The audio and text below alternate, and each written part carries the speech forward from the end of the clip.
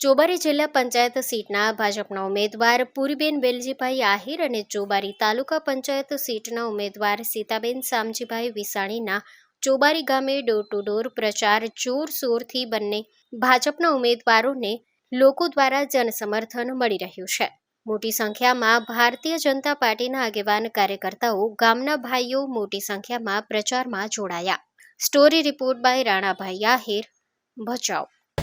તાલુકા પંચાયત અને જિલ્લા પંચાયતની ચૂંટણી અર્થે જ્યારે આ મારા જ વિસ્તાર કબીરનગરમાં એક વોટ માટે જ્યારે મિટિંગ રાખેલ છે ત્યારે મારે આ ગામમાં તો કાંઈ કહેવાની જરૂર નથી, પણ ભારતીય જનતા પાર્ટી સતત આપણા વિકાસના કામો કરતા હોય, કેનાલ હોય, રોડ હોય, રસ્તા હોય કે ખેડૂતના કામ હોય। આજે તમારે ટ્રેક્ટર લેવો હોય તો 1 લાખ રૂપિયા સબસિડી મળે, વોટર લેવો લેવો તેના માટે સબસિડી મળે, કોઈ પણ ઘણી બધી યોજનાઓ એટલી છે કે એની વાત કરીએ તો આપણે કોઈ સીમા નથી। પણ આપણા ગામની જો વાત કરીએ તો ભૂતકાળની અંદર આજે મેમા મલિયા જેવા નેતા તમારી પાસે મત માંગવા આવશે, પણ એના પાસે તમે જવાબ માંગજો કે તમે નેતા હતા ત્યારે તમે ગામ માટે શું કર્યો છે। કારણ કે ભૂતકાળ અત્યારે કાંઈ કરી શકે એમ છે જ નહીં, એના પાસે કોઈ સત્તા નથી અને નેતાય નથી, કોઈ નથી, પણ એના પાસે તમે જવાબ માંગજો કે તમે જ્યારે સત્તા હતી તમારી પાસે ત્યારે તમે PHC દવાખાનું મનફરામાં આપ્યું હતો, તમારી પાસે સત્તા નથી, હાઈસ્કૂલ પણ નથી લઈ શક્યા। એટલું નહીં, ઘણી બધી યોજનાઓ જે વખતે તમારી પાસે સત્તા હતી ત્યારે તમે લઈ નથી આવ્યા, તો અત્યારે તમે મારા ગામમાં શું કરવાનો છો? આ લોકોને ખાલી રાજનીતિ કરવાની છે, બીજો કાંઈ કરી શકે એવી પોઝિશન છે નહીં। એટલે મને આ વિસ્તારમાં તો ખરેખર એટલો બધો વિશ્વાસ છે કે એકતરફી મત પડવાનું છે। સૌનો સાથ, સૌનો વિશ્વાસ, અને હું તમને વધારે વાત નહીં કરતા, આ ગામમાં મારે કાંઈ બીજું વધારે કહેવાની જરૂર નથી, આગળની વાત આગળ કરશું। ભારત માતા। આજે અત્યારે તાલુકા પંચાયત અને જિલ્લા પંચાયતની ચૂંટણી આવી છે, ત્યારે અત્યારે આપણા નરેન્દ્રભાઈ મોદીને સમર્થન આપવા માટે અને ભારતીય જનતા પાર્ટીને સમર્થન આપવા માટે લોકો અત્યારે ઉમટી પડ્યા છે। આમ જેને કહેવાય કે શેરીઓ શેરી અને વાહ મિટિંગો કરી અને લોકો એક નરેન્દ્રભાઈના જે વિકાસની ગતિ અને વિકાસના કામને જોઈ અને લોકો ભારતીય જનતા પાર્ટીમાં સામેથી જોડાઈ રહ્યા છે। એટલે કારણ કે ખૂબ ખૂબ આભાર, કારણ કે આજે વિકાસના કામને અમારા ચોબારીમાંથી નામેરીભાઈ, રણછોડભાઈ એ લોકો પણ કોંગ્રેસમાં હતા અને અત્યારે ભારતીય જનતા પાર્ટીમાં જોડાયા છે, એટલે એમનો પણ આભાર માનવો જોઈએ।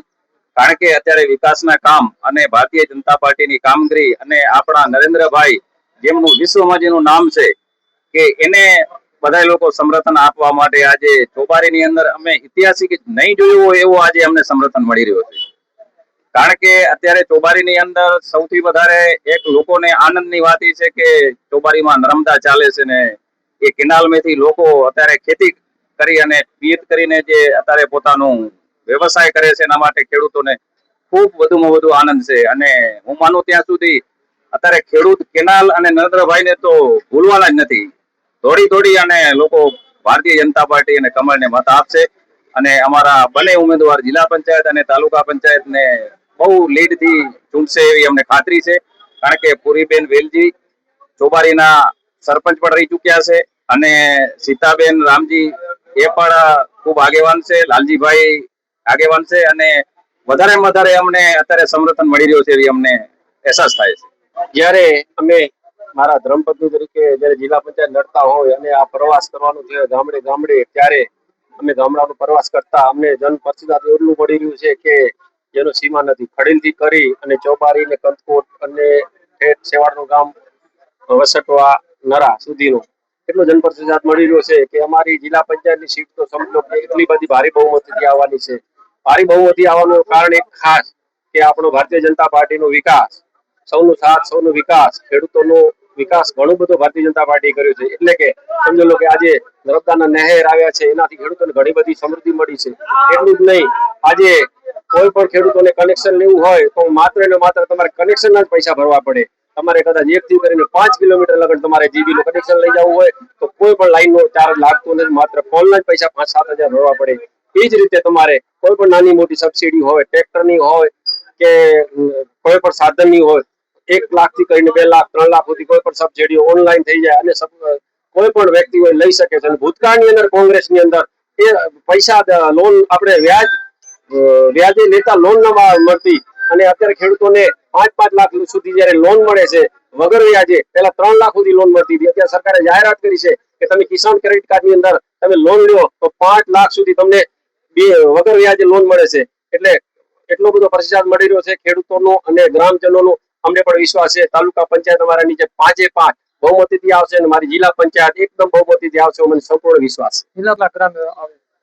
મારી જિલ્લા પંચાયતની અંદર 17 થી 18 ગામડા હોય છે અને 5 જિલ્લા અમારી જિલ્લા પંચાયતની અંદર 5 તાલુકા પંચાયત સીટો આવે છે અને 5-5 તાલુકા પંચાયતો બહુ ભારે બહુમતીથી આવશે. અને એમાં એકદમ સૌથી ભારે બહુમતી અને એક લીડ વાળી સીટ હોય તો ખડીલ, જેને કહેવાય કે અત્યારથી હું તમને ખાતરી આપી શકું કે 2000 થી ઉપરની લીડ આપણે એક ખડીલ વિસ્તારમાંથી મળવાની છે. ત્યારે મારા ગામની અંદર 600 થી 700 ની લીડ, હું તો 1000 દાવો નથી કરતો, પરફેક્ટ વાત કરું છું કે 700 ની અહીંયા પણ લીડ મળવાની છે. મનપરા સીટની અંદર 500-700 લીડ મળવાની છે.